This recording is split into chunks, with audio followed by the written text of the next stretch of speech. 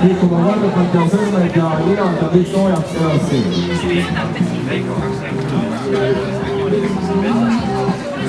Natuke vanematele tüdrukutele juba Egle Eller Navi ühendamisel showdance treeningud. Nii nüüd ütleb Aliis koos Strexiga, et patsutame käsi, äratame kõik käed üles kenasti. Põlved, jalad, varbad, valgete lintidega ääristatud rada.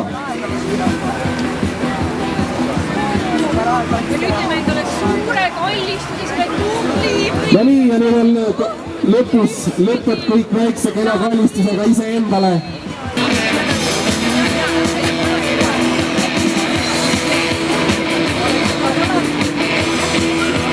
Tundub, et kõik on nüüd kenast.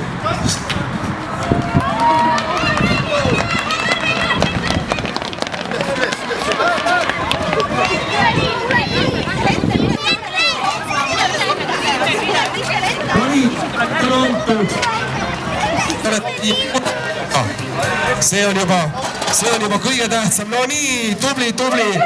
Esimesed käed tõstetakse püsti. Jõuavad finišisse, super tublid olete kõik. Tegelikult eelkõige on kõige tähtsam ikkagi see, et veeta üks mõnus sportlik päev. Nautida seda Eestimaa sügist, järvemetsad, männipuid ja lihtsalt proovile.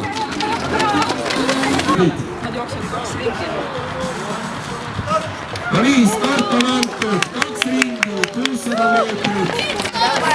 Võistavad parale väga kiire sammuga. Poisid ja tüdrukud segamini. Oleme käed ka tööle kohe.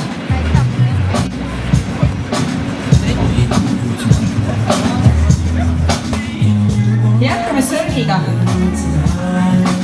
Esialgu hästi madalalt, jah? Varbad kogu aeg, mis puudutavad maad.